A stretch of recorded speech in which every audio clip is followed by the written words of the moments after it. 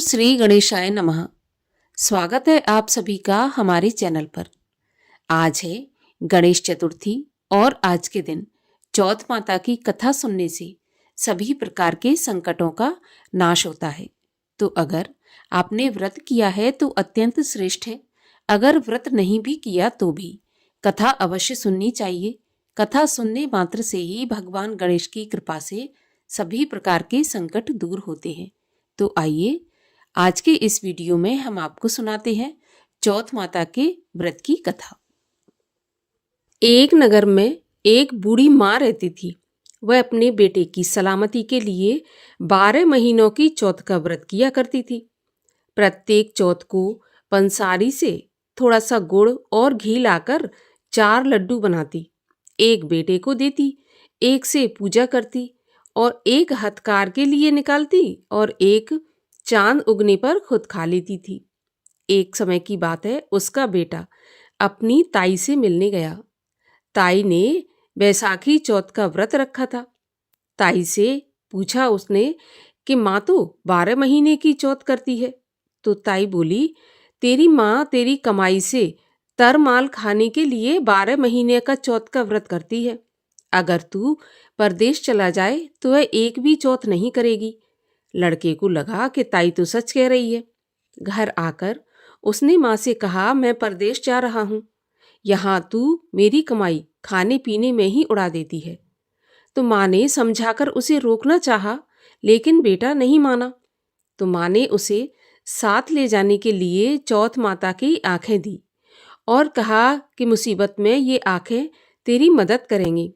वह आंखें लेकर रवाना हो गया। घूमते हुए एक नगर में पहुंचा। उसने देखा कि एक बूढ़ी माँ जो रोती जा रही थी और पुआ बनाती जा रही थी। तो उसने उस बूढ़ी माँ से रोने का कारण पूछा। तो वह बूढ़ी माँ बोली कि बेटा, इस नगर की एक पहाड़ी पर एक राक्षस रहता है। पहले वह नगर में आकर कई लोगों को खाने के लिए मार देता था। अब राजा हर घर से एक आदमी उस दैत्य के पास भेजता है और आज मेरे बेटे की बारी है, इसलिए मैं रो रही हूँ और उसी के लिए पुए बना रही हूँ। वह बोला, तू पुए मुझे खिला दे, तेरे बेटे की जगह मैं चला जाता हूँ। बूढ़ी माँ ने खीर पुए उसे खिला दिए और वह खा पी कर सो गया। रात को राजा के सैनिक आए तो बूढ़ी माँ ने उसी को भेज दिया। दैत्य के सामने पहुंचने पर उसने चौथ माता के आंखें दैत्य की तरफ फेंककर कहा कि हे चौथ माता, यदि मेरी माँ मेरी सलामती के लिए व्रत करती है तो दैत्य का सिर कटकर गिर जाए। तुरंत ही दैत्य का सिर कट गया। लड़का वापस आ गया। राजा ने उसे उपहार देकर विदा किया। चलते हुए एक दूसरे राजा के नगर में पहुंचा। इस राज्य में आवा तभी पकता था जब एक इंसान की बलि दी जाती थी। सिपाहियों ने उसे पकड़कर अवे में चुन दिया। लड़के ने आंखें अवे में डाले और कहा, हे चौथ माता, यदि माँ मेरे लिए व्रत करती है तो ये अवा मेरी बलि लिए बिना ही पक जाए। और बस ऐसा कहते ही अवा तुरंत पक गया। अवे में से मिट्टी की जगह सोने चांदी के बर्तन निकले। अंदर से लड़का बोला, बर्तन धीरे धीरे निकालना, कहीं मुझे लग न जाए। राजा ने ये सुना तो उसे निकलवाया और पूछा कि इस अभी से तुम बच कैसे गए। तो लड़के ने बताया कि मेरी माँ चौथ का व्रत करती है और उसी व्रत के कारण वह बच गया। राजा को विश्वास नहीं हुआ। इसने एक चांदी की सुराही मंगवाई और कहा कि सुराही की नली से निकलकर दिखाओ, तभी मुझे विश्वास होगा। लड़के ने चौथ माता को याद करके आंखें सुराही में डाली और कहा कि हे माँ, मैं भंवरा बनूं और सुराही से निकल जाऊं। लड़का भंवरा बनकर सुराही से निकल गया।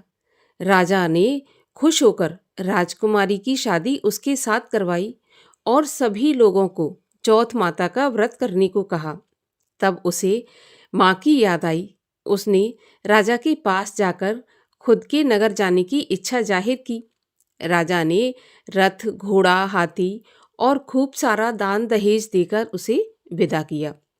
चौथ के दिन वह अपने नगर में पहुंचा। वह अकेला पंसारी के यहाँ माँ का इंतजार करने लगा। सोचा चौथ है तो माँ वहाँ जरूर आएगी। थोड़ी देर बाद लकड़ी टेकती हुई माँ आती दिखी तो बेटा माँ के चरणों में गिर पड़ा और कहा, माँ मैं तेरा बेटा हूँ, मुझे माफ़ कर दो। माँ ने उसे गले लगा लिया। लोग चौथ माता की जय जयकार करने लगे। उस नगर के सभी लोग चौथ माता का व्रत करने लगे। हे चौथ माता, जैसे बूढ़ी माँ और उसके बेटे की सहायता की वैसे हमारी भी करना, और जो भी यह कथा सुने या पढ़े उस पर भी आप अपनी कृपा करना। बोलो चौथ माता की जय। गणेश जी महाराज की जय। अब सुनिए गणेश जी की कथा। एक समय की बात है कि भगवान विष्णु का विवाह लक्ष्मी जी के साथ निश्चित हो गया। विवाह की तैयारियां होने लगी। सभी देवताओं को निमंत्रण भेजे गए, परंतु गणेश जी को निमंत्रण नहीं दिया। अब भगवान विष्णु की बारात जाने का समय आ गया। सभी देवता अपनी पत्नियों के साथ विवाह समारोह में आए। उन सब ने देखा कि गणेश जी कहीं दिखाई नहीं दे रहे। तब वे आपस में चर्चा करने लगे कि क्या गणेश जी को न्योता नहीं भेजा या गणेश जी स्वयं नहीं आए। सभी को इस बात पर आश्चर्य होने लगा। तभी सबने विचार किया कि भगवान विष्णु से ही इसका कारण पूछा जाए। तो भगवान विष्णु से पूछने पर उन्होंने कहा कि हमने गणेश जी के पिता भोलेनाथ महादेव को न्योता भेजा है। यदि गणेश जी अपने पिता के साथ आना चाहते हैं तो आ जाते, अलग से न्योता देने की क्या जरूरत है। दूसरी ये बात है कि उनको 1.25 मन मूंग, 1.25 मन चावल, 1.25 मन घी और 1.25 मन लड्डू का भोजन दिन भर में चाहिए। अब यदि गणेश जी इतना खाएंगे तो किसी के यहाँ उन्हें कैसे ले जा सकते हैं। यदि गणेश जी नहीं आएंगे तो कोई बात नहीं, दूसरे के घर जाकर इतना खाना पीना अच्छा नहीं लगता। इतनी बातें हो ही रही थीं कि किसी ने सुझाव दिया कि गणेश जी आ भी जाएं तो उनको द्वारपाल बनाकर बैठा देंगे और उनसे कहेंगे कि आप यहीं पर रहना और घर की देखभाल करना। आप तो चूहे पर बैठकर धीरे धीरे चलोगे तो बारात से बहुत पीछे रह जाओगे। ये सुझाव भी सबको पसंद आया तो विष्णु भगवान ने भी अपनी सहमति दे दी। अब होना क्या था, इतने में गणेश जी भी वहां आ पहुंचे और उन्हें समझा बुझाकर घर की रखवाली करने को बैठा दिया। बारात चल दी। तभी नारद जी ने देखा कि गणेश जी तो दरवाजे पर ही बैठे हुए हैं। तो वे गणेश जी के पास गए और उनसे पूछा कि आप यहाँ क्यों रुके हैं, बारात में नहीं जाना। तो गणेश जी कहने लगे कि भगवान विष्णु ने मेरा बहुत अपमान किया है। नारद जी ने कहा कि ऐसा करो कि आप अपनी मूषक सेना को आगे भेज दो तो वे रास्ता खोद देंगे, जिससे उनके वाहन धरती में धंस जाएंगे। तब उनको आपको सम्मान पूर्वक बुलाना ही पड़ेगा। अब तो गणेश जी ने अपनी मूषक सेना जल्दी से आगे भेज दी और उससे कहा कि जाओ तुम नीचे नीचे जमीन को पोली कर दो। और ऐसा ही हुआ। उन्होंने जमीन को पोली कर दी। जब बारात वहां से निकली तो रथों के पहिए धरती में धंस गए। लाख कोशिश करी परंतु पहिए नहीं निकले। सभी ने अपने अपने उपाय किए परंतु पहिए नहीं निकाल सकी, बल्कि जगह जगह से पहिए टूट गए। किसी की समझ में नहीं आ रहा था कि अब क्या किया जाए।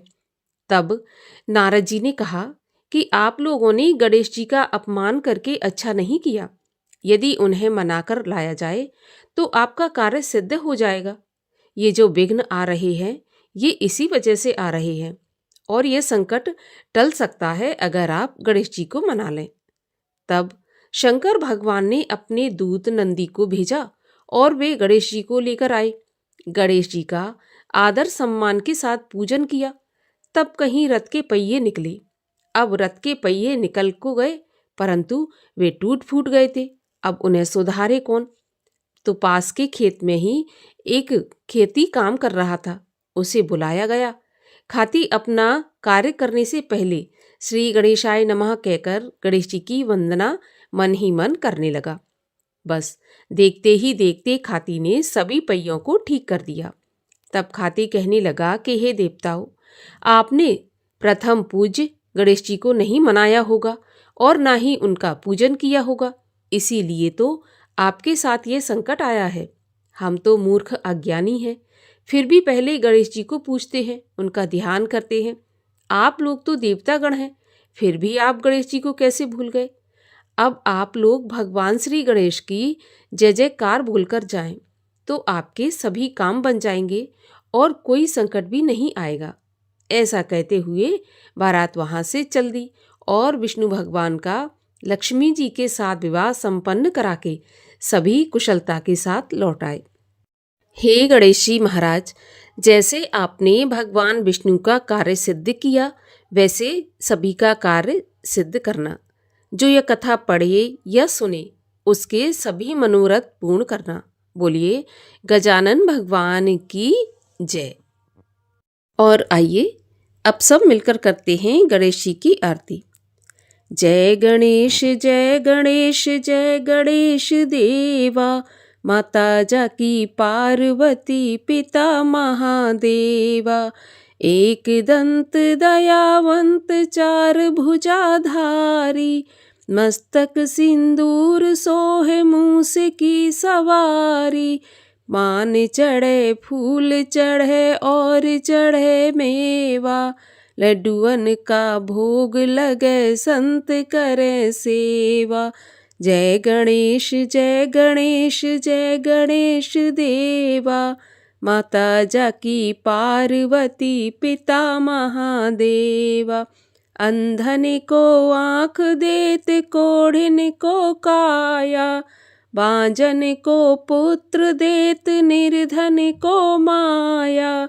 सूर श्याम शरण आए सफल कीज सेवा, माता जाकी पार्वती पिता महादेवा। दीनन की लाज रखो शंभुसुत वारी, कामना को पूरा करो जाऊं बलिहारी। जय गणेश जय गणेश जय गणेश देवा, माता जाकी पार्वती पिता महादेवा। माता जाकी पार्वती पिता महादेवा। जय गौरी नंदा प्रभु जय गौरी नंदा, गणपति आनंद कंदा, मैं चरणन बंदा। ओम जय गौरी नंदा।